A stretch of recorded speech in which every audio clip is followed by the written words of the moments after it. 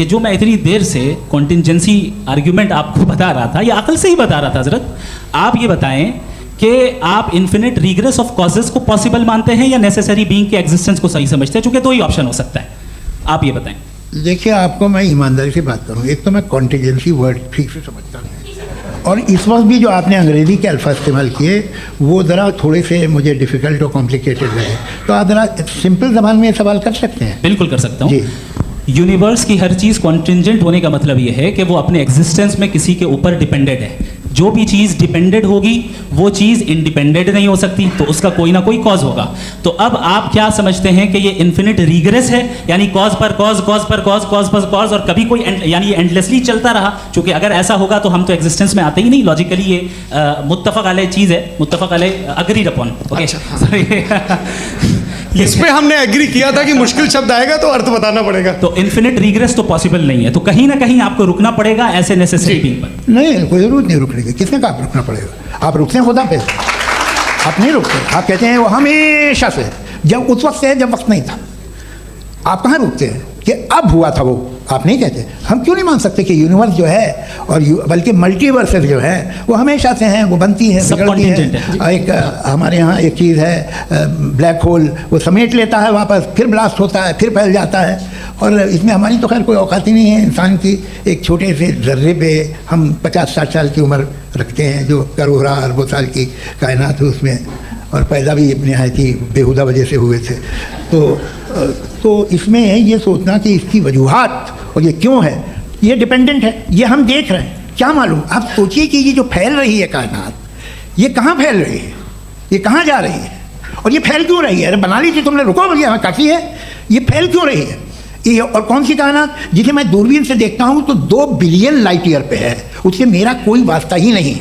2 billion year यानी अगर मैं 80,000 माइल्स पर सेकेंड से चलूँ तो 20 करोड़ साल में वहाँ पहुँच जाऊँगा।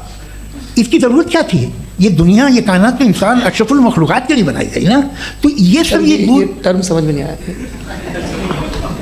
इसमें कोई खास समझने वाली बात थी भी नहीं। ये जो अल्टीमेट कहा यह जाता है कि ये जो पूरी यूनिवर्स है, ये जो दुनिया है, ये इंसान के लिए बनाई गई। अच्छा, ये सब इंसान के लिए। क्यों साहब, सही है ना? बिल्कुल, लेकिन इसका ये मतलब नहीं कि किसी चीज़ के पीछे रीज़न आपको नहीं पता तो रीज़न नहीं है, इसे कहते हैं नहीं, मुझे नहीं पता, लेकिन मेरी जिम्मेदारी नहीं है। वो बिल्कुल सही कहा था उसने, बर्टन रसल ने। आपने उसे मजाक में टाल दिया कि भाई आप एक दावा कर रहे हैं, मैं क्यों कहूँ कि ये गलत है दावा? आप प्रूफ कीजिए, मेरे पे जिम्मेदारी ही नहीं है, मैंने थोड़ी कहा है। आप प्रूफ कीजिए कि ये सही है। आप बताएं, अगर खुदा नहीं है फॉर एग्जाम्पल, तो आप इविल को कैसे डिसाइड करेंगे? यानी how can you define evil objectively without God? Evil को डिफाइन करिए। देखिए, दुनिया में 2 तरह के जानवर हैं, एक जो अकेले रहते हैं जंगल में, और एक जो ग्रुप्स में रहते हैं। ग्रुप में जो भी रहेगा, चाहे वो आपका फाउंडेशन हो, चाहे कोई क्लब हो, चाहे कोई पॉलिटिकल पार्टी हो, चाहे कोई यूनिट हो, उसमें आपको इंटरैक्ट करने के रूल बनाने पड़ेंगे। यानी लोग तय करेंगे। लोग तय करेंगे। अगर लोगों ने ये तय किया कि किसी का रेप करना सही, आप जस्टिफाई करेंगे? नहीं, आपका फाउंडेशन तो ये हो गया ना कि लोग ही विल डिसाइड करेंगे। नहीं, अरे दुनिया में ऐसे ग्रुप्स हैं जो रेप को जायज़ मानते हैं सर्टेन हालात में। मैं डिटेल में नहीं जानूंगा, आप भी जानते हैं। ये जो आईसिस वाले थे, इन्होंने क्या किया था, तो उन्होंने क्या किया उसका खुदा से कोई ताल्लुक नहीं है सर। मैंने सिंपल सवाल किया कि इविल को आप डिफाइन करते कैसे हैं? आइए वापस आइए जी।